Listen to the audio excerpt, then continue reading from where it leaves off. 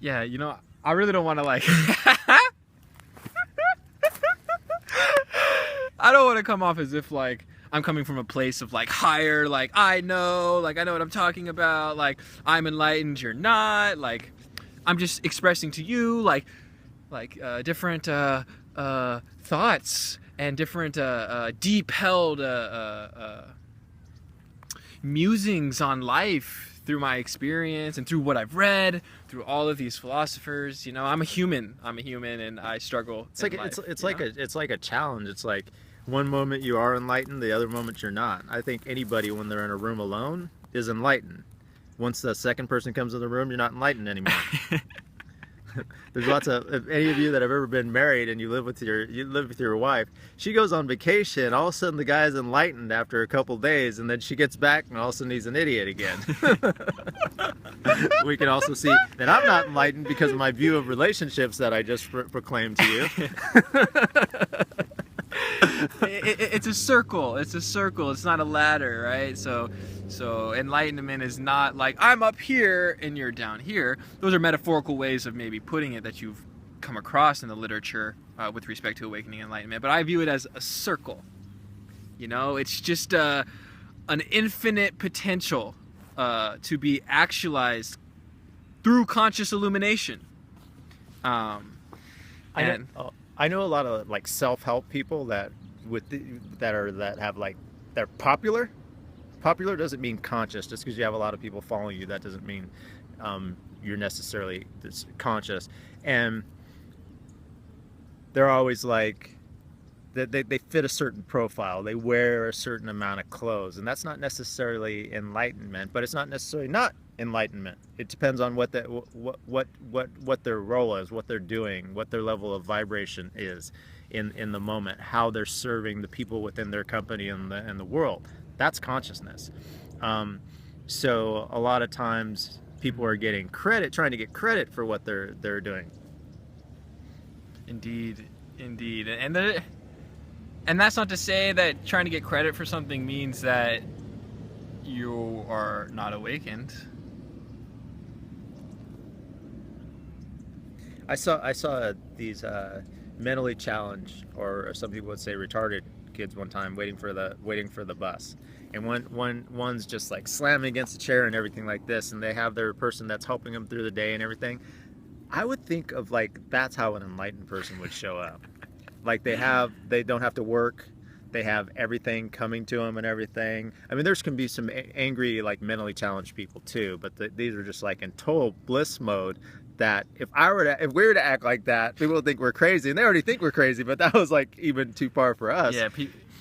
When I first started out, and I started like being very enthusiastically happy. I love the dancing in front of the dorms. When you told me about that, we still got to do that. We got to go dance in front of the dorms. That was an experience. Yeah. I danced and I sang and I freestyled and I rapped in front of dorms. Oh, I sang the song that I came up with one time in a experience I had in a meditative space, where it was love and life, that's all there is. Love and life, that's all there is. Love and life, that's all there is. Love and life, that's all there is. Release that inner child. Release that inner child. So I was basically singing this.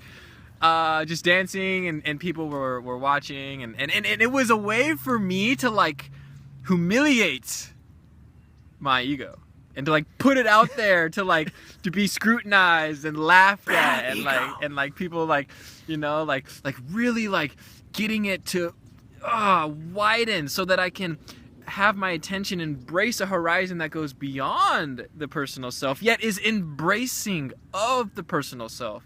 Because I think that's very important to keep in mind, right?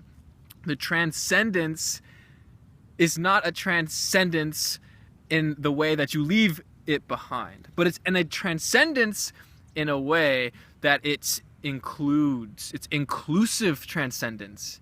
You know, the Advaita Vedanta path, where individuality gets dissolved in the absolute, is not the path that I'm going down. The path that I'm going down is the path of remaining detached yet completely immersed in the world, retaining individuality while holding the hand, the very tender hand of the beloved inside of me. That light, that vibrating presence, the living reality, and becoming a vessel to express wisdom and truth and compassion and kindness and peace and love to everybody, every living being.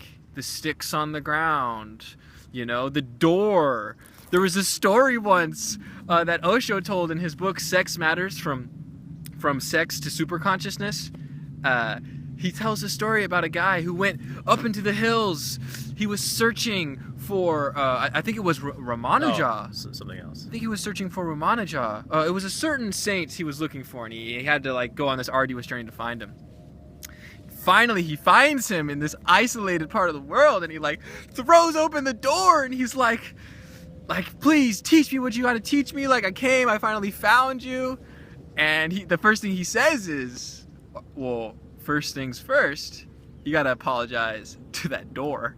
You just threw that door open without any mind given to it. You didn't give any presence to the door. You didn't give that door any attention whatsoever. He didn't make love to the door. He didn't make love to the door. And the saint was like, you got to make love to the door first before I can tell you anything, So that transcendence that is inclusive of the personal. What Nishida Kataro once said, the content of eternity is personality. That's the idea. So that transcendence is a way to become a vessel to make love with everything, every living being, everything in your field of perception. Can